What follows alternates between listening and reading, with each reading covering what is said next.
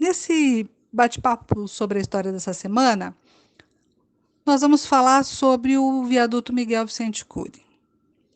Por que a gente está falando sobre esse viaduto?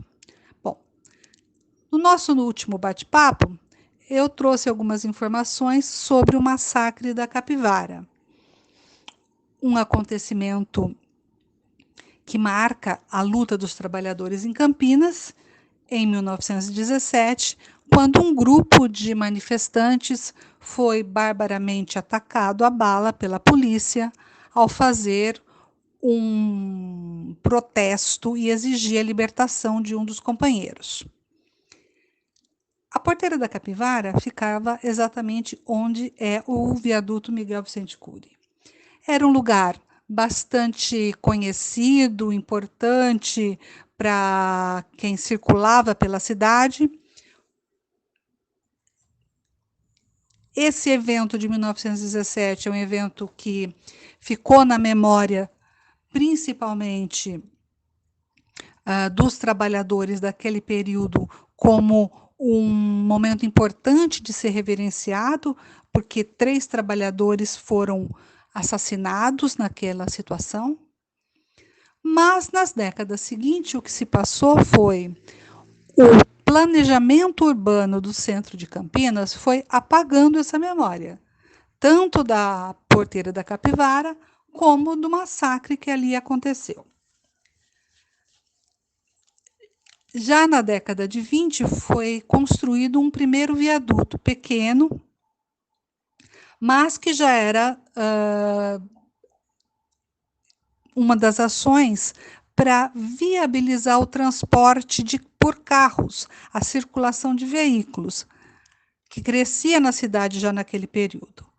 Porém, com a modernização dos automóveis, a exigência de um fluxo maior e de uma possibilidade de um trânsito maior de automóveis na cidade, levou ao planejamento de uma outra via de acesso que ligava o centro de Campinas à sua via principal de acesso na ocasião, que era a Prestes Maia. Mas é importante pensar que uma obra pública, ela atende a vários interesses, a vários objetivos. Então, quem foi Miguel Vicente Cury? Miguel Vicente Cury era um empresário, filho de uma família proprietária de uma fábrica já importante na cidade naquele período, a fábrica de chapéus Cury, criada em 1929, que já era uma fábrica grande, empregava muitos trabalhadores. E naquele final da década de 40, o começo da década de 50, quando as cidades passam novamente a realizar eleições e a escolher os seus prefeitos, o Miguel Vicente Cury se candidata em 1948. Ele é eleito o prefeito de Campinas. Ele foi prefeito de Campinas por 2 ocasiões, de 1948 a 1951. Depois ele sai, ele se candidata a vereador e ele volta novamente em 1960 e exerce o seu segundo mandato de 60 a 63. É nesse período que, num curto espaço de tempo, realmente numa obra realizada com muita rapidez, ele efetiva a construção do viaduto. O objetivo do viaduto naquela ocasião era dar uma face moderna, nova, atualizada para a cidade de Campinas, mas também retirar do centro da cidade, modificar o centro da cidade, deslocando uma população grande que morava ali, em casebres, em casarões antigos. Muitos trabalhadores que vinham de várias regiões do Brasil, principalmente o interior de São Paulo, Minas Gerais, Mato Grosso, Paraná, que buscavam na cidade de Campinas uma oportunidade de trabalho, de emprego, e ali encontravam uma moradia com um custo acessível, com um custo possível para os padrões dos salários desse período. Como o centro da cidade era um dos polos atrativos do capital imobiliário, a construção do viaduto não atendeu apenas à necessidade de melhorar o transporte público, de melhorar a circulação dos automóveis na cidade. Ela teve um caráter de transformar a face da cidade como uma face moderna, higienizada sob os padrões do capital. E o que se construiu junto com o viaduto foi um grande parque.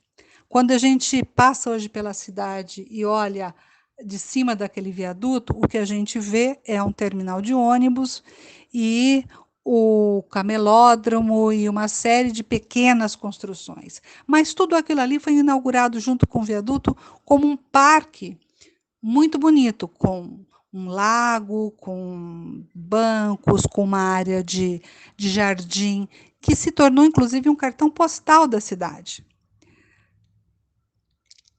Esse parque, esse desenho do centro da cidade, com aquilo que se chamou de um viaduto-parque, durou 21 anos.